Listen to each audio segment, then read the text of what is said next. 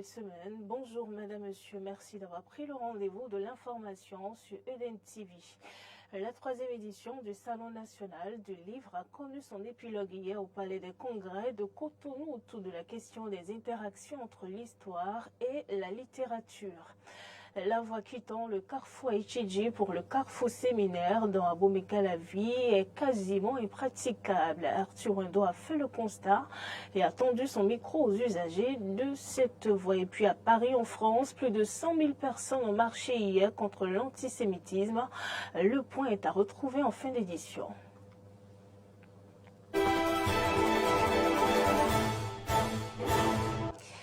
Et on ouvre cette édition du journal par les enjeux de la visite du président Patrice Talon en Arabie Saoudite dans le cadre du premier sommet Arabie Saoudite-Afrique. Des accords ont été signés entre les deux parties et le Bénin s'affirme davantage dans le concert des nations. On fait le point de tout ceci avec Arthur Endo. La participation active du président Patrice Talon au premier sommet Arabie Saoudite-Afrique à Riyad donne la preuve que le Bénin croit en un multilatéralisme total avec plusieurs pôles forts qui permettent d'assurer l'équilibre du monde. Fort de cette conviction, le chef de l'État ne s'est pas privé de prendre part de manière active au débat. Ce séjour en terre saoudienne a été l'occasion pour le chef de l'État de rencontrer plusieurs personnalités du monde politique et du monde des affaires dans l'optique de renforcer les relations déjà extrêmement bonnes entre Béninois a vécu du 9 au 12 novembre dernier une période exceptionnelle avec un sentiment de satisfaction du déroulement de l'agenda 2023 au grand bonheur des acteurs de la chaîne du livre et des amoureux de la création littéraire. Faites deux conférences débats, d'échanges entre des écrivains et historiens béninois, africains et le public.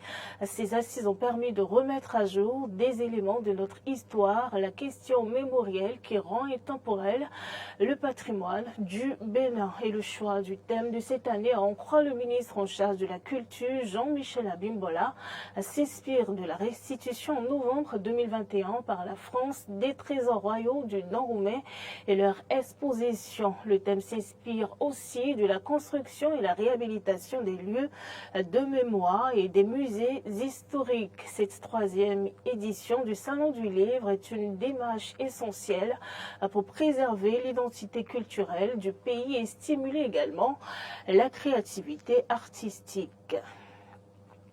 Chaque 15 octobre a lieu la journée internationale de la canne blanche, symbole de la cécité et de la malvoyance. Pour marquer l'édition 2023 de cette célébration, l'ONG Batimé, qui travaille pour la cause des personnes handicapées visuelles, a organisé ce vendredi une conférence de presse pour informer de l'utilité de la canne blanche. Clémence Tonocoin. L'utilité de la canne blanche pour la mobilité de la personne handicapée de la vue, c'est le thème de cette conférence dont l'objectif est de vulgariser l'intérêt de l'utilisation de la canne blanche par le porteur. La canne blanche, symbole de la cécité et de la malvoyance, n'est pas un bâton magique, mais plutôt un outil qui facilite la mobilité de son porteur. La canne blanche, un instrument qui ne parle pas. Ce n'est pas un bâton magique, mais qui facilite le déplacement de la personne handicapée de vue.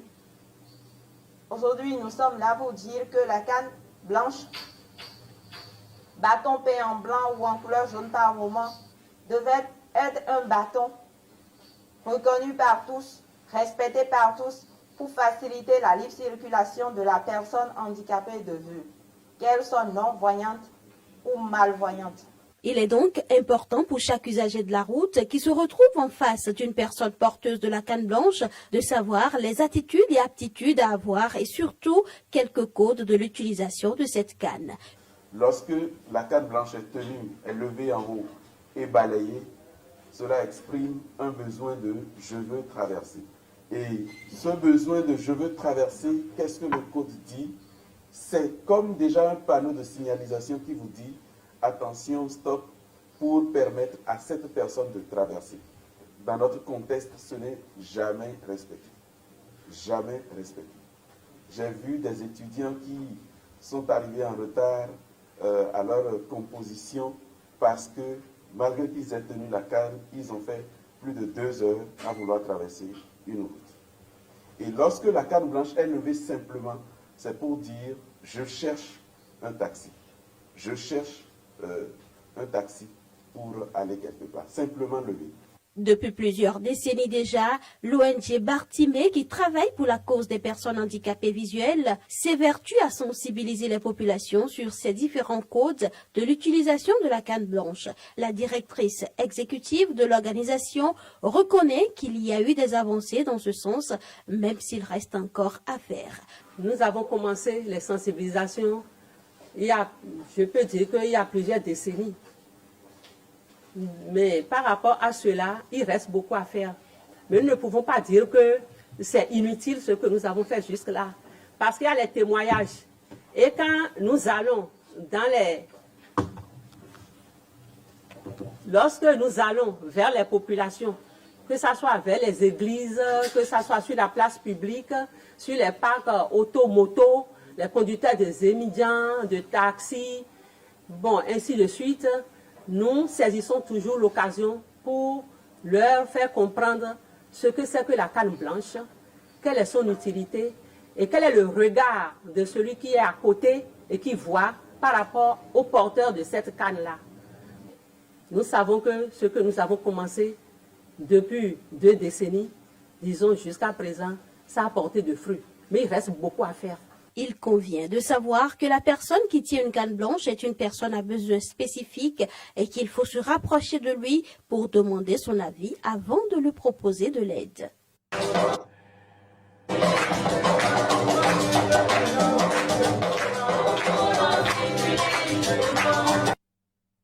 C'est tout un calvaire pour les usagers riverains qui doivent emprunter la voie quittant le carrefour Itchédji pour le carrefour Séminaire. La population est confrontée à d'énormes difficultés à cause de l'état de cette voie. Arthur Ado. C'est une situation difficile que vivent au quotidien les riverains et usagers qui doivent emprunter la voie quittant le carrefour Itchédji pour Djadio ou Parana. La voie est dégradée, difficile de circuler librement. Nous souffrons énormément sur cette voie. La rotation est très difficile pour tout moteur. Tout engin motorisé a du mal à avancer. On avance en première vitesse et en deuxième vitesse. En première et en deuxième vitesse. On ne peut même pas aller à la troisième vitesse. Alors, il faut changer de vitesse pour évoluer dans la rotation du véhicule. Dommage, on n'arrive pas. Pourquoi? Il a trop de nids de poules. De l'eau par-ci, par-là, des crevasses par-ci, par-là, qui parfois même déséquilibrent le véhicule au niveau des amortisseurs. Et vous entendez la carrosserie souffrir de cela. Pitié, au fond là-bas, avant d'atteindre le carrefour Parana, il a, on dirait, un lac. Un lac totalement très difficile à traverser en saison pluvieuse. La voie est impraticable. Parce que sur la voie, cette voie ne nous permet pas de circuler et faire nos activités à chaque fois. Dans 5 ans, on vient une seule fois racler la voie et après 5 ans après on revient. Ça ne nous permet pas de faire nos activités, aller-retour. Si tu passes sur la voie jusqu'au soir, tu te couches, tu as senti qu'il y a des malaises en toi. C'est difficilement pour nous de passer, surtout au moment pluvieux.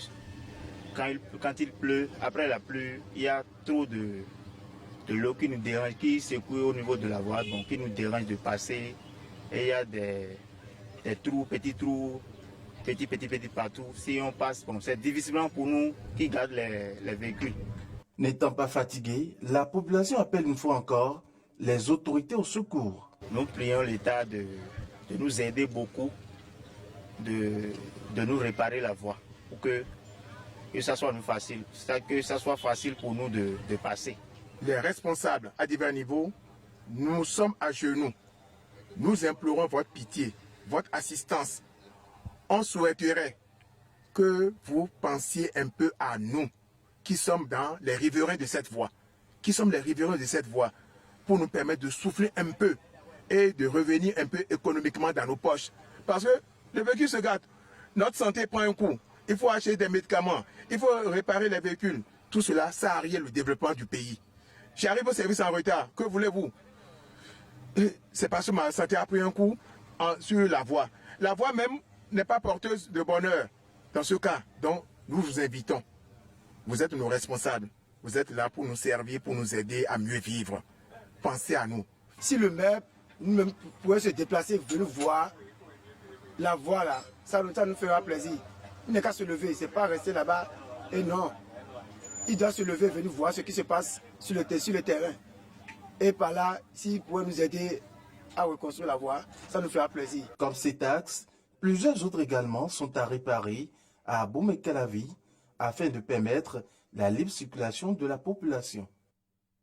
En dehors du Bénin, des milliers de Français, juifs comme non-juifs, se sont rassemblés ce dimanche à Paris pour marcher contre l'antisémitisme, qui est la discrimination et l'hostilité manifestée à l'encontre des Juifs. Ces marches sont la réponse à l'appel des présidents de l'Assemblée nationale et du Sénat. Spéroudidas d'Almeida. C'est une foule dense qui s'était lancée de l'esplanade des Invalides dans le 7e arrondissement de Paris, dimanche 12 novembre, peu après 15 heures. À l'appel des présidents de l'Assemblée nationale et du Sénat, Yael Braun-Pivet, Renaissance et Gérard Larcher, LR, des dizaines de milliers de Français s'étaient rassemblés en début d'après-midi, malgré la pluie qui menaçait pour une grande marche civique contre l'antisémitisme. Dans l'assistance, beaucoup de familles, des personnes âgées et quelques jeunes venus montrer la solidarité de la communauté nationale face à l'antisémitisme. Avant le début de la manifestation, la présence du Rassemblement national et l'absence de la France insoumise faisaient l'objet d'intenses débats parmi les participants. Le Rassemblement national est aujourd'hui le seul parti à défendre les Juifs. Dans un tweet, Jean-Luc Mélenchon a affirmé que toute la droite et l'extrême droite pourtant unis ont échoué à reproduire les mobilisations générales du passé. Le rejet de l'antisémitisme est plus large en France. Il en rabougri et rendu ambigu. Le peuple français restera uni malgré ses dirigeants. Fin de citation. La manifestation s'est déroulée dans le calme, dans une ambiance bon enfant, même si les jeunes n'étaient pas la frange de la population la mieux représentée. Des Marseillaises ont été entendues à plusieurs reprises, des applaudissements aussi. Certains manifestants brandissaient également des drapeaux français, belges, corses ou encore kanak. Et puis aux États-Unis, l'avocat des droits civiques a déclaré que l'administration Biden tentait apparemment de changer sa politique au Moyen-Orient et de forcer l'État Netanyahou à faire des concessions. Reportage de nos confrères de RT. Nous constatons que le président Biden fait pression sur Netanyahou pour qu'il mette en place des mesures plus humaines et les introduise dans le conflit. Aujourd'hui même, nous avons appris que les Israéliens avaient accepté un cessez-le-feu ou une pause de 4 heures dans leur opération afin de permettre l'acheminement de l'aide humanitaire et de laisser partir la population civile. Je pense que la pression va augmenter sur le régime de Netanyahou pour qu'il recule et apaise les tensions avec une grande partie de la communauté internationale. Nous avons vu des centaines de milliers de personnes dans les rues de Paris, Londres et Washington. Je ne pense pas que le Netanyahou ne comprenne pas que son régime n'est plus considéré en position défensive, mais plutôt offensive.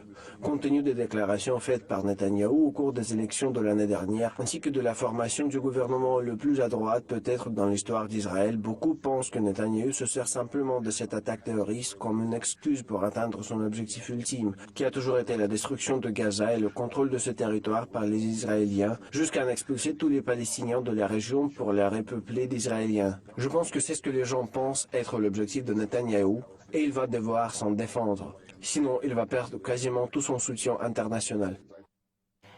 Merci, mesdames, messieurs, d'avoir suivi cette édition de journal. C'est déjà la fin. Je vous souhaite de passer une excellente semaine.